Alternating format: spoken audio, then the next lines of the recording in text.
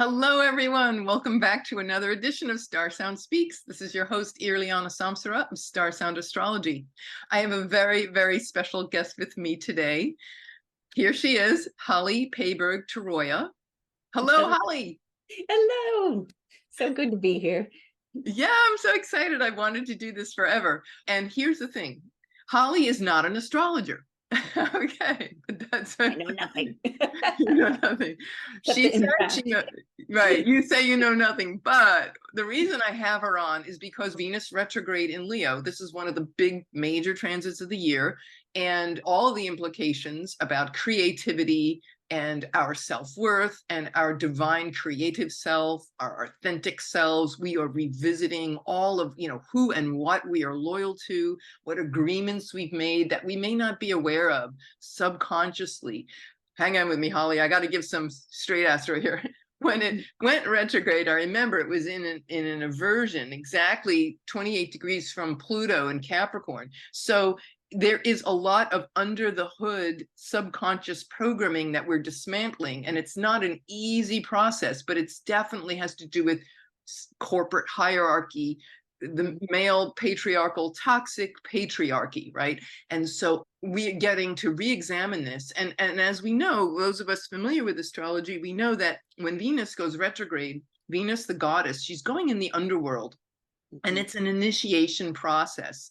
And it's an unknown territory. And the cazimi, which is coming up a week from this Sunday, the cazimi, the sacred audience Venus has with the sun. She's alone. The sun, it's like God, or I'll say goddess, whispering in her ear I'm getting chills saying this, there's certain profound realizations and connections and understandings that are always baked into this process. So this process being so very valuable, and never has it been a more important time to reconnect with our creative selves. It's a process we started Harvey Weinstein and the Me Too movement. We had a solar eclipse, 28 degrees of Leo, and guess what? Venus stationed retrograde at 28 Leo. So all this toxic patriarchy conversation is very much resonating. It's coming up again, the abuses of power and all. And how do we reinvent ourselves into a healthy, resilient, sustainable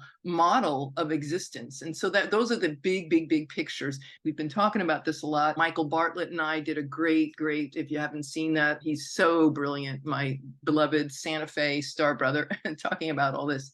But today we have Holly here because I wanted to share with you.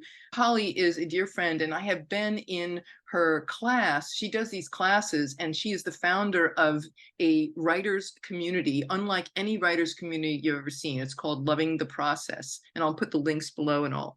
Why I wanted you here, Holly, was because I saw the astrology and how it's resonating exactly with your life's mission. And I love the fact that you are assisting people with this creative process.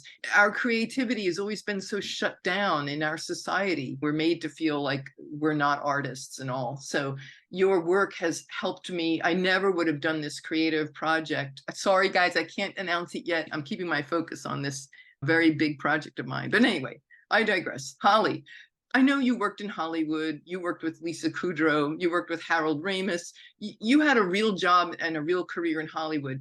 What happened? You weren't happy. How did you get into this work? Yeah, well, I got into the work because I loved it. I mean, I think when I was about 21 or 22, outrageously idealistic. I just, these stories were coming to me that I felt it would be a shame not to make movies out of. I was extremely idealistic about the movie and television industry, and what was possible within it, how storytelling can really impact, all of us, our psyche, that if we tell certain stories, it can lift us all up. And so I wanted a piece of that, because when I was a kid, comedians were my superheroes. I thought they're alchemists. They can just take some of the yuckiest stuff of life and make it better somehow, or at least laugh at it so it could be better, or they could bring people together, reminding us that there's so much more that's similar than there is different. And so I wanted a piece of that. My experience in Hollywood, sadly, was that it was an uphill climb with very little satisfaction. Some of that was my own approach, just, always every success I had, was never good enough for my own self, frankly. I would just set the bar further and then, try to reach that. But also, it was just Hollywood and the system as it's created right now, in my opinion, is not very conducive to the creative process. It doesn't really. They also keep creating more and more hoops. They say they want fresh voices. They say they want new voices. But if you try to be one of those fresh or new voices, it is really almost impossible to get over even with some of the people I knew, even actually being right on the edge of connections with people. It's just, it's a big money business. And I understand business, and I was raised by entrepreneurs, and I respect and love business people, but the nature of it tends to be so focused on product. And that is necessary for them. While at the same time, it's that push-pull, because what's necessary for creatives is to be deep in process, like really have to learn how to not really think about product for a while, just like you were talking about with your own stuff. You're keeping it under the hood. You really, almost like a scientist, need to be free to like be really messy and throw spaghetti against the wall and see what sticks, and just really get into the dirt of it. That's where for scientists, that's where the big breakthroughs come for creatives and writers. That's where those amazing ahas, where they touch on some human truth that, when we watch movies like that, we're just like, we're either laughing hysterically or wrecked emotionally in a good way. Like that's where it comes from, is being willing to go down into that muck. And that is not an environment that is created. So, and most writers I know, they don't, well, they're complaining right now, but typically, for the longest time, they have not been complaining. They just go, oh, okay, what's the next hurdle? Fine.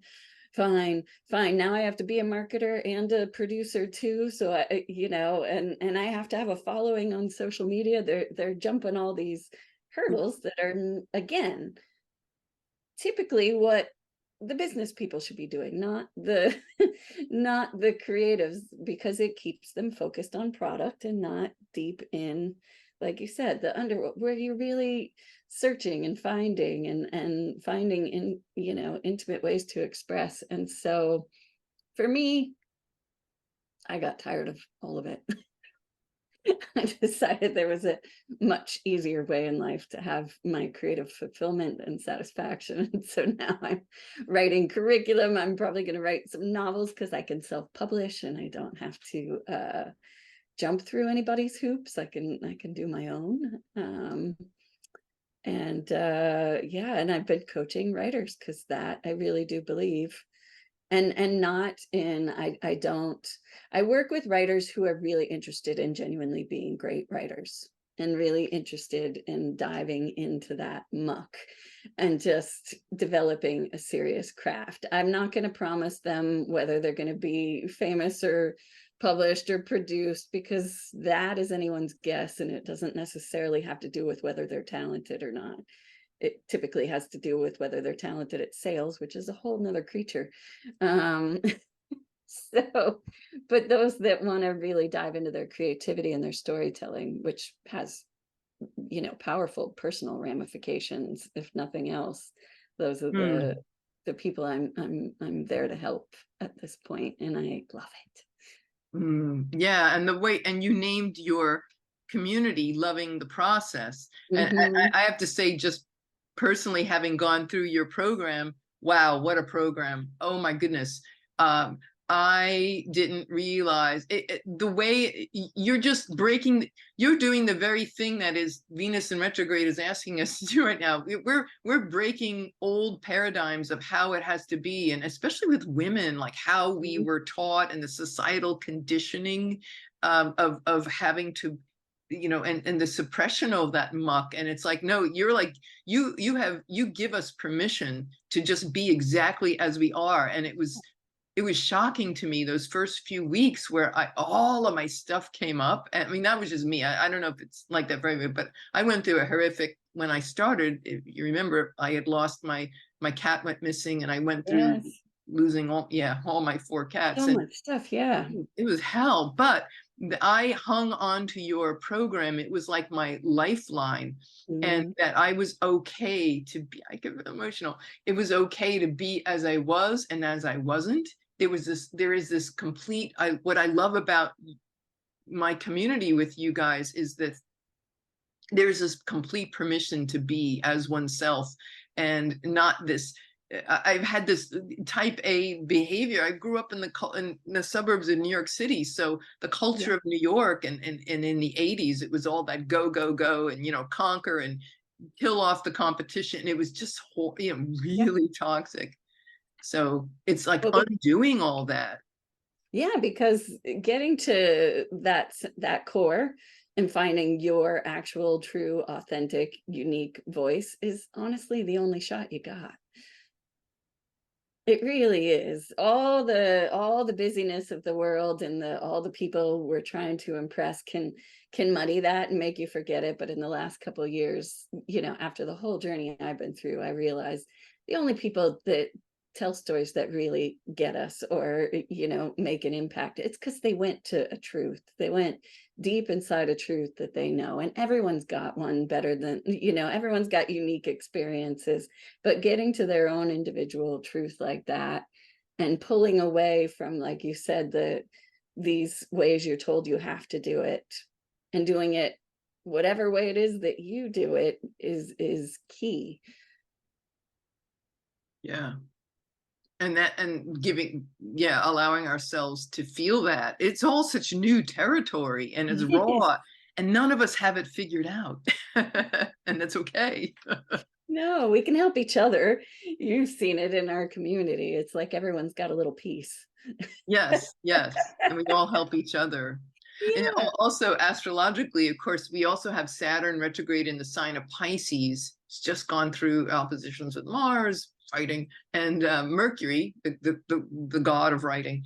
And but the generally speaking, for those of you watching this who may not know any astrology, we have Saturn in the sign of Pisces for another almost 2 years, and so that is a huge that's an opportunity to create epic art. Oh. My favorite go-to comparison is Sergeant Pepper. Sergeant Pepper was created in the 60s. Those, Jefferson Airplane, Jefferson Starship, Sergeant Pepper, Revolver, the Beatles, all that epic work came out of Saturn and Pisces. So now Saturn and Pisces, Mm. it repeated again in the mid-90s. And I may be biased, but I don't believe that, Kurt Cobain was there, and grunge and all that. So I guess if you grew up younger than me, you'd, be exalting that, and fine, whatever. The idea being that it is such a time to create epic, the ruler of Pisces, Jupiter. And so there's this expansion and this loosening of these societal rules of how it has to be. So that's also in the mix too. So it's a I really love it. exciting, yeah, it's a really exciting time to be alive and to be creating. And I feel like the work, we could join any writers group or do it ourselves or whatever, but I love the fact that the very existence of what you're doing is like breaking down the matrix, this very work, and loving the process. And yeah. Yeah, well, because epic work, like you said, that kind of epic work did not come from asking for permission. Yeah. The Beatles weren't sitting around going, I wonder what the people would like, or I wonder what the music execs would like. Or no, they were together as creatives, letting whatever was coming from their, souls, whatever was inspiring them at the moment, that's where that came from, not from taking a poll or a survey and trying to figure out, or what was hot right now and what's selling. No, that came from somewhere much deeper. And I love that you're saying astrologically this is the time for that, like sink into it and really Yeah, like, and there is no time like the present. This, I knew for me, like I needed to, this is the writing project that I'm working on with you. it actually came out of it's sad to say, I don't know if you probably don't know this, but there was a lunar eclipse in 2017, and it was exactly on my moon, on my sun, and it was the day of the Parkland shooting in Mm. Florida. And I out of that, I felt it psychically hours before it happened. I woke up in incredible grief. And I remember feeling, I was sub teaching at the time, building my practice. And I remember standing at this little podium taking attendance, and I felt weak kneed. I didn't know what was going on. I'm like, I am healthy, I'm not sick. And I was like leaning on the podium trying to take attendance, and I wanted to just burst out crying, and I didn't know why. And I just was praying, like, please let me just take attendance and not break down and cry in front of all these kids. And I remember little story, after I took attendance, I was like, I just couldn't wait for the day to be over. And I hear this, well, yeah, actually, this little voice, these kids in this other room, they were like the honor students. And I never told anybody I was an astrologer, not in a school district. Are you kidding? I don't lose my job. Right. No, I'm in, Florida. Yeah, right. Anyway, but I go in this little room, and these kids are, they said, Miss Samsara, can you come here, please? I'm like, yeah, what's going on? And they said, and I was just ready to burst out. And you can't imagine. I thought I would faint. They said, Miss Samsara, do you know anything about astrology? I'm like, how the hell? Yeah, it was very, very crazy cosmic day. And I'm like, and I figured, you know what? F it. I don't care if I lose my job. Like, this is who I am, right? The desire for that. And I said, well, yeah, I do, but don't you dare tell anybody. And they said, you do. And they whipped out their phones, and they were like, they had their charts on their phones, and they're like, will you read my Oh my sorry. goodness. But what the sad thing was, that I came home, and that's the shooter happened a few hours later. So psychically, I was feeling what was about to happen. Well, And and then so, you but turn to creativity to help you process it all. yeah. And I remember out of that, it was so devastating to me that I said, you know what? It just, I don't know, it just made me feel, this is it. I'm an artist. I spent years on Madison Avenue. I did, publicity and, booking people on, national television, like all this other stuff. I'm like that. And I did, I had measures of success there, but I'm like, but that tragedy kicked something up, and I'm like, I am a creator, I'm really an artist. And I always wondered, like, what would it be like to just write and do something like artistic writing, not commercial. And so I knew I needed to do this, and the idea from my creative project came at that time. But then I sat on it, and it kind of faded away over the years. And then when I just remembered what you had, and I'm like, I got this guidance, like, you got to call Holly. You got to call Holly. Like, I'm like, it's now or never. I mean, we're not getting any younger. And And it's so, been so good for you to honor your stories, right? I mean, that's the thing that irritates me. You're talking about, we're facing these systems now and changing the way we do things. That's another reason I created my program, is because I feel like creativity and storytelling and all that stuff is systemically sort of discouraged. It's like, oh, okay, the first 18 years of life when you're a kid in school, it's like you do all these things, and it's all fine. And then the second you become an adult, it's like, okay, we'll do something real.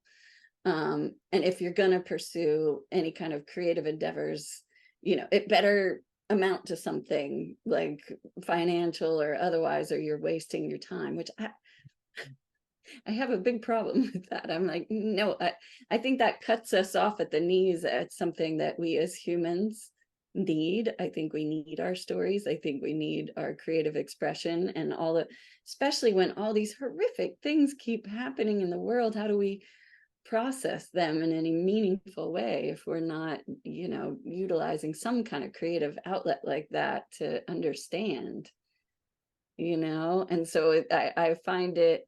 And why? Just because it better turn into a product at some point, or it's a waste of time and energy and money. like writing for the sheer joy of writing rather than like, where's this going to lead? Where's this going to lead? It's like, Well, yeah, because it's not going to lead anywhere if you don't do that first, period.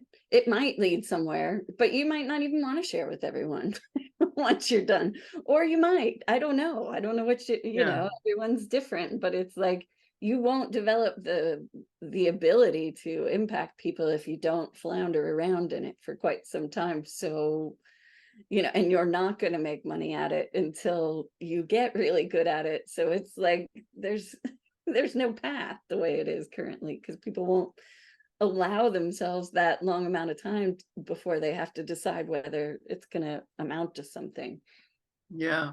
I guess if there was a visual logo for your business, it would be a amount to something with a red line through it.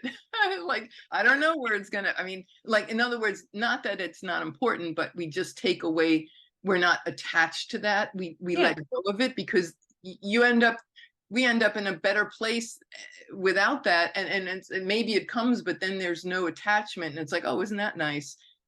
Icing on the cake. But we got to go after the cake. The cake is creating, whether it's writing a novel or a screenplay or whatever. I mean, the people in our program, they're writing all different kinds of things. Absolutely. And my whole thing was, that's the safety. If you learn to love the process, if you're actually enjoying your creating, you are not going to lose. You've already won. The rest, like it sells millions of books or all this kind of stuff, that's all gravy, because you actually, you know, there's plenty of people in Hollywood that are absolutely miserable and making lots of money. They didn't enjoy a second of the process. They're just, I was one of those people actually for quite some time, you know, which is why, yeah, I'm so committed to love the process, and then no matter what happens. And it also is just a better environment for doing better work. You're like a midwife. Or what did Heidi Carlin, Kelly. Kelly, Oh, Kelly Carlin. She calls you the story witch. Yes. Yeah, it's like you're able to pull that. Yeah, and there's such an element of trust in this community. We all feel safe. That was a big thing. It's like, I don't want people making fun of me, you know.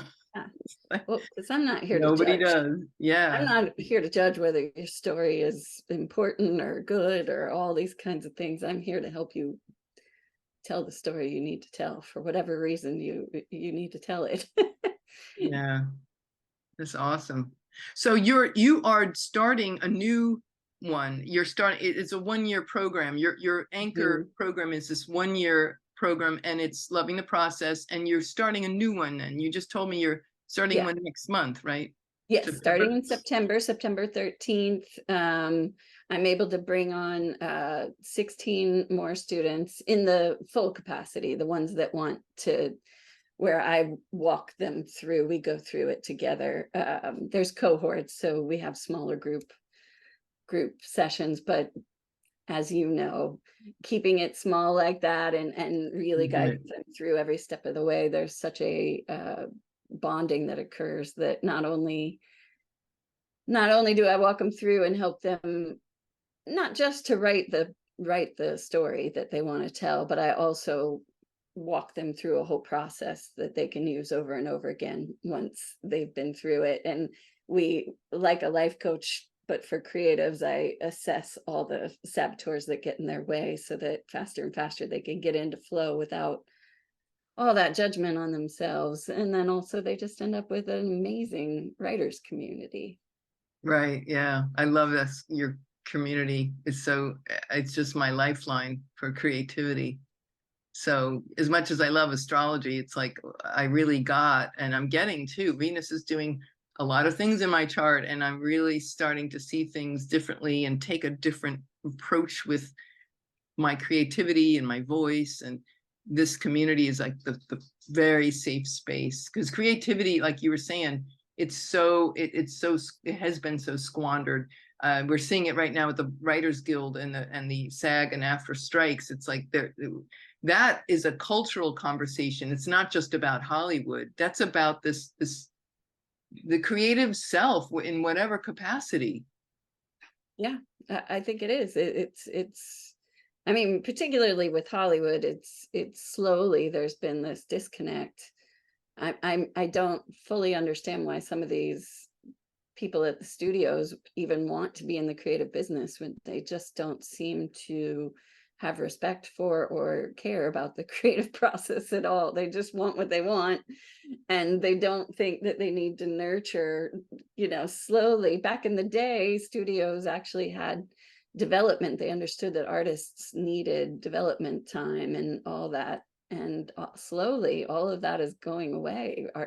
Most writers are on their own in a lot of ways, having to do everything. And then when they finally get the attention of the studios, they've made it almost impossible for them to really profit. So after each project, I know filmmakers that are just broke after they're done making the film. Well, somebody else is profiting off of literally everything they did. And that's just not, it's just not okay. It's like, I remember It's there was not had a, sustainable. no, I had a visual effects company. And so it was, to me, upsetting. I watched when Rhythm and Hughes, who did the most remarkable visual effects for that Life of Pi movie, as they were getting their Academy Award nominations, they were going bankrupt. Wow. And it's because the studios, they just have in their idea what they want to pay that has no basis in reality for what these artists, what it takes for them to get to that place and how long it takes.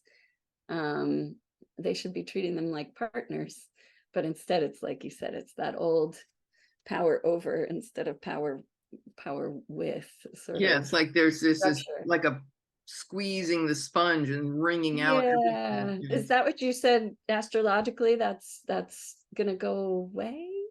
Yeah, it's all getting rewritten. Yeah, because Pluto went to Aquarius in March, and then it went into 0 degrees, and the big picture we kind of confronted. We haven't entered the house yet. We kind of opened the door of a new place where we're all going to be living for the next 20 years. And we're kind It of looking does feel like we're around. seeing things. Like the truth of stuff is like, as much as I don't like it, I've been seeing the truth of like what the studios think about artists. I'm like, wow, or in politics, you're seeing the truth of what people think about Yeah, yeah. their, Well, when at this stage interesting. where Pluto entered is like, oh, we got 0. Then it went. Now it's stepping backwards since June, stepping backward in the sky. It's at 28 degrees of Capricorn, the previous sign, and so then it's like, okay, what this is saying these next few months is saying, okay, well, now that we've seen a future which can be where everyone is respected, a Yeah, very Aquarius is all about the humanitarian progressive ideals. So it's like, let's create a society where everyone is treated fairly and humanely. Okay, now what do we have to do? And this is what these current months are. What do we have to do to make that happen? We got to go backward, Pluto retrograde to Capricorn, go backward and look at this old boy system. It's been very male dominated. Hollywood, as you know, male dominated, and all these codes. And let's go back and what needs to shift that we haven't already shifted. There are things that are showing up, like the writer's strike is the perfect live coverage of Venus retrograde and an aversion to Pluto and Capricorn. Oh my God, here it is. Where have we not respected the artistic creative project and the creative process? And so now we are getting to say, well, now we got to dismantle that. So this is the yeah. dismantling of these toxic structures. The irony of it all is that it would be better for them too, the ones that are trying to keep it in place. Because, again, in the analogy that's going on in Hollywood, if they actually took better care of the artists, they would get better product and they would have better profits. Like in the end, it would be better for all. In fact, I go back to my favorite example right now as I think of Walt Disney and Roy Disney. That was power with. That was equal. But it was Walt's creative visions that led the way. And yes, they were unreasonable, like the studios have been talking about artists. All his ideas were unreasonable because that's what creativity often is. But Roy, his brother, and maybe because they were brothers, he figured out how to pay for it. He figured out a way to make sense. And look how profitable. It's not like he lost his skin. Yeah, they did a couple times, but it became and still is what Disney is, right? But it was because of an unreasonable artist at the helm running things. And that it, instead of like, can you imagine if Walt was just Roy's employee or mentally treated that way, and Walt was just in service of whatever Roy's, money-making dreams were? It wouldn't happen. Yeah. It would not. It would not. And so that's I'm fascinated by that example. I think it just shows. Yeah, the complete respect they had for each other. They weren't, one wasn't dissing the other. They knew that I'm sure they drove each other crazy, but I think that is the push-pull that needs to happen. I think slowly over time what's happened, and it happened first in the music industry and now it's happening in the film industry, is that it's almost entirely businessman led, a creative industry. And that's just not the order of things in a creative. It's not that they're not important. They're deeply important. I don't think artists should get all that they want. We can be inherently childish and ridiculous. Like when Walt decided, oh, now we have Technicolor, let's redo the entire, they don't necessarily make good financial decisions. But if you don't let them lead to a certain level, you get what you get, is my opinion on that. Yeah, like checks and balances. Mm-hmm. Yeah. But there is this huge inequality that the current astrology is pointing out to us in all areas of our society and culture. And now we are like, okay, it doesn't have to be this way, and it can't. This is, the agents at, United Talent Agent and William Morris and all these CAA, they're getting these Uber agents getting 20%. They used to get 10%. Now they're getting 20%. No one, it's this vampiric sucking of everything for the people at the top, and there's that squeeze, and that's not sustainable. Pluto is like saying, you know what, we can't go on like this, and we're not, and it's not. You can't. We can tell I can send emails to all the top studio heads, guys, maybe you have your own astrologers and you're not saying that, but if you're not, just want you to know you're not going to win this. All right, it's just it's all getting taken down like a wrecking ball, and you ain't gonna, nobody survives this. Old patriarchy is not surviving. I think it's like at last gasp, and they're trying to desperately hang on, but the future's already here. We see it. We could be seeing some radically reinvented structures that look nothing like the past, which is what Aquarian is. It's a break from the past. So even the studio system, I say it's going under an even more radical revolution than it did in the 1940s when they had the studio system. How stars would be aligned with certain studios and they could only make pictures. And then they had this big paradigm shift. Now this is an even greater one with AI. Obviously. Absolutely. Well, and I think they got a little cocky because of AI, thinking they could replace the artists. And it's like, no, you cannot. And in fact, I saw this comedian the other day that made me laugh because he said, actually, what do you guys do? Spreadsheets and like figuring out calculations of what might be successful. He's like, sounds like an AI job to me. Like karma comes back on you. The heart, you can't really duplicate the heart via AI. They want to be careful because slowly they've mistreated artists for so long and made them sort of do everything. They've had to get good at the marketing and all the things that traditionally the studios would do for you. That the artists, you never know, they might up and say, I'll just do it all myself. Well, that's really where I'll accept it as smaller. Maybe I won't get worldwide reach because I don't have your big machine, but maybe I will. Who knows? Yeah. It'll just be, the game is going to be played on a whole different, it's not about, the Pluto emphasis is not about, fixing this playing field and adjusting it. It's like, no, it's like, let's just get rid of the entire playing field. That's what it's saying. Yep.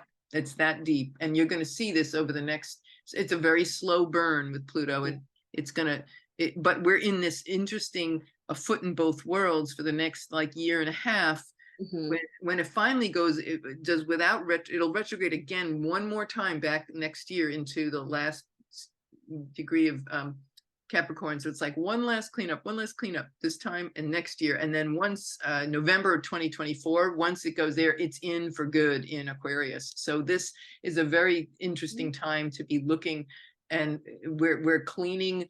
As one of the astrologers I interviewed, great man, Ari Moshe Wolf, he's an evolutionary astrologer, and he said it's like we're looking and we're cleaning up the house that we're just moving out of, and we realize, you know what, there's mold in those walls. We can't see it. It's hidden. Pluto's about hidden worlds, and Capricorn is structure. When you think about like a house or a building, and it's like there's mold there. Well, we can't have that. That's not sustainable. So you probably have to knock down the I'm thinking, yeah, like you can't just, but it's of course it's maybe not even the greatest analogy right here for this conversation, because mold can be handled, but it's when a structure is so toxic with, say, agents taking 20%, and when it's that much of a vampiric, death squeeze, then there's nothing, you just walk away. And I think that's what actors and artists and all are starting to, they become YouTube stars. It's like this outrageous paradigm shift where it's like, no, we're not It even does going feel to play. different.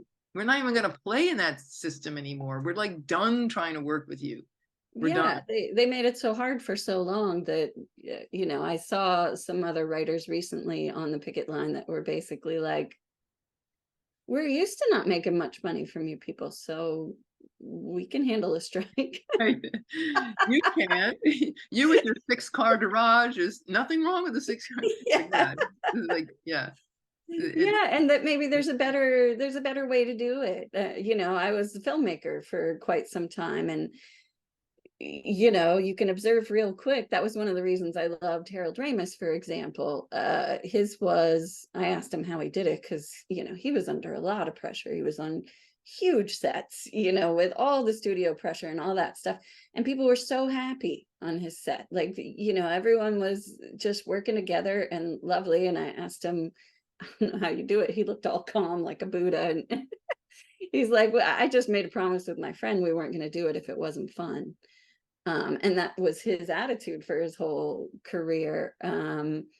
But I've been on plenty of other sets where it's just from the top down. It's just, there's one person at the top that wants to take credit for everything, when honestly it is a full collaborative team sport. Filmmaking is, but that one person wants to make sure they get credit for all of it, and they just make everybody else's life miserable by poking into everything and trying to, whether they've made it better or not, have their ego all tied in it. And it's just a whole miserable experience that doesn't have to be. It can be amazing when it's allowed to be. Yeah. And taking care of your people. I remember years ago, I dated a man who was, he had been Warren Beatty's not stunt, double. What do they call it? Stand-in. Yeah. He was Warren Beatty's stand-in, and Gotcha. he used to say that Warren paid his people very well, more than most other of the actor producers, and directors in Hollywood. And he said, and he had such loyalty. He had the same bunch of people for years that worked with him, very loyal to him. And he said, how I do this? He said, he goes, Gary, you pay your people well, they do a good job for you. So he paid them more than others, and he got great work. And you know what? That's who you're spending all your time with. Don't you want the people around you well fed and happy and peaceful? And I mean, you get what you pay for. You want that good quality in your life. So, that just tells me he's smart. Yeah, he's a legend of Hollywood. There he's, yeah. So anyway, yeah, I'm just really I'm glad we had this conversation today, because I'm so very grateful for what I've been able to accomplish with you, and there's more to come. It's a process, an evolving process. And I think also the fact that you have this system set up where in your community and loving the process, you've got not only the 1-year program, but then you have all these other side things that we Yeah, can there's do. retreats and stuff people Retreats. can pop into, weekend retreats here and there. If they check my website, they come up from time to time. And also the writing, the daily writing salon, you know, it's our Mhm. writer's gym where we work out. And yeah, there's such freedom there to feel embraced and safe, and it's a very safe place, and that everybody needs safety now. We're going through these crazy times, and I'm just grateful for the safe haven that you provide for that creative spark. That is our soul, our God essence, our divine essence, and that it's there is a place on earth. There are places, and yours is one of them, where it can be embraced and welcomed and grown. You know, Mm. this is where the juice is, and this is where the future is this in this direction. So I so sure hope grateful. so. That wouldn't it be nice? Yeah, no, the astrology says you're on point, girl. I'm So on my path, finally. yay. Yeah, you're doing what you're meant to do, and certainly holding that space for everyone. So I encourage any of you interested in this work, it's loving-the-process.com. Yes, and you can anyone that's curious about my programs, you're welcome truly to get on my calendar and chat with me. The new program starts September 13th. Venus has stationed direct. So it's she's coming out of the underworld. It's like, okay, now what am I going to do with these downloads? Well, go write. Go write that story that's in your heart, you know. So, Yes. Well, and if I have my way, my program will be filled up to the limit with how many students I can have. And since most of my students don't leave, if you're interested, you might want to get in because yeah, I might it is not be taking new very people for quite some time, but okay. Yeah, yeah, good to know. but Well, we'll see. thank you. Thank you All so right. much. And I'm going to see you back at my desk as the writer. Thank you so much for joining us. I really appreciate your time and all that you do. Absolutely. And I appreciate you. And I'm glad to know that this is the time to dive in and be super, super creative. So Yeah, yeah. You know, we're doing it. All for now, and tell me how everybody's doing with our Venus approaching cazimi on August 13th. Oh my goodness, this is an exciting time. All of this incredible initiatory process of Venus retrograde. So it's bringing blessings and openings. And let me know how you're doing. What did you think of this conversation? I love hearing from you, and like, share, subscribes are always appreciated. Yeah, we'll see you next time. This is Irlianna Samsara and Holly Payberg-Torroija of lovingtheprocess.com. Thank you all for listening.